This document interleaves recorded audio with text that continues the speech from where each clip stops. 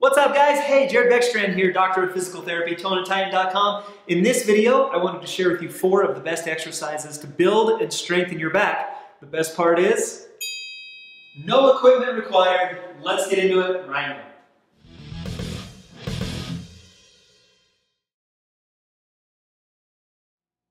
Whenever we talk about strengthening your back, we talk about pulling exercises. Now, if you don't have any dumbbells or barbells or bands or cables at your disposal, those pulling exercises can become a little difficult. Now, that's not to say that it becomes impossible. All you have to do is use a little creativity and a little open-mindedness, and you can actually still get in a great back workout at home with 0 equipment required. And that's the purpose for today's video. I wanted to share with you 4 of my favorite home exercises for your upper, middle, and lower back, as well as 1 more rehabilitative exercise. You guys know me, I'm a physical therapist. We gotta throw the rehabilitative exercise in there. These are all exercises that you can do at home. 0 equipment required. Let's get into it. Now for me, any great back workout starts right here on the pull-up bar. It's such a great compound exercises, incorporating lots of muscles and lots of joints to get the back moving. Also body weight only. All you're lifting is your body weight on a pull-up bar. Now if you don't have a pull-up bar, check the link in the description down below. I've linked to one of my favorite door-mounted models that you can actually get for pretty cheap. However, that's not the purpose of the video today. I said that I was gonna have no equipment for this, and I'm going to stick to that. Now, when we're talking about the pull-up exercise, we're talking about bringing the arm from an overhead position, engage that lat muscle, and pull the elbow down and back and to the side. That's the motion that the pull-up does.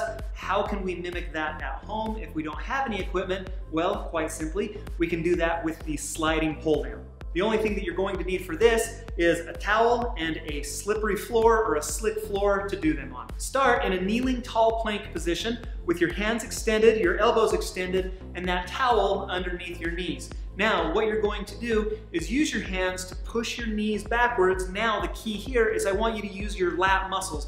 I want you to really pull through your lats as you come and slide your knees back up towards your hands. You'll notice that my elbows are still engaged. You'll notice that my core is nice and tight. All of this motion is actually occurring right from my lats. You focus on the lats to perform that pull down. Now, if the kneeling version is too easy, what you can do is then take that towel and put it under your feet. Now I'm in a full tall plank position. As I slide back and forth, you'll see that my elbows are still locked out and that motion is in fact coming from my lat muscles. Now, I will mention here that I will give you set and rep recommendations for each exercise in this video, but it's gonna be at the end, and so I can explain it a little bit better. When we talk about building back width, we talk about vertical pulling. When we talk about building back thickness, we have to talk about horizontal pulling or rowing. Both vertical and horizontal pulling should definitely be included in your back exercises. One of my favorite go-tos for this is the bent over barbell row. However, if you don't have the barbell at your disposal, there are some other options that you can do at home. What if instead of pulling a barbell up to your body, instead you flip that around, you pull your body up to the barbell? Such is the case with this hanging row. Now, a barbell does make this very convenient, however, that cheats the whole purpose of what I'm trying to accomplish with the video. What if there's no equipment available? Well, never fear, you can certainly do these underneath your table. What you do is suspend yourself under the table. The straighter your body is extended, the more difficult the exercise becomes. Hang underneath your table, hands are on top of the table with your elbows extended. You're then going to engage your back muscles to pull your chest up towards the table, hold for a 1 to 2 second count, and then slowly return to that starting position. Now, if your table setup isn't ideal for this hanging row exercise, don't despair. You can also do the same thing if you grab 2 chairs, suspend a broomstick on the back of those chairs, and then pull yourself up to the broomstick. Those are definitely great home options for this horizontal pulling exercise.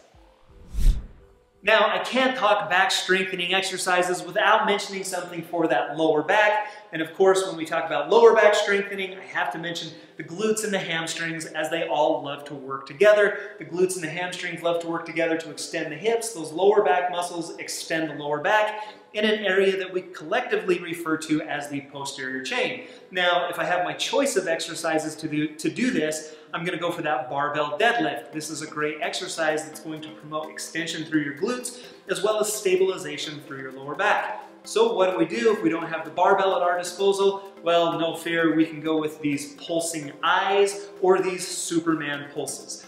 What you're going to do is lay down on your stomach with your arms to your side. Engage your glutes, engage your core or your lower back, and lift your chest and your legs up off of the floor. You'll see that my arms also come up off of the floor, promoting even more extension through my upper back as well as through my lower back. You're gonna hold that for a count of 3 to 5 seconds, and then you're gonna return back down to the floor. Hamstrings, lower back, and glutes all working together to strengthen that posterior chain.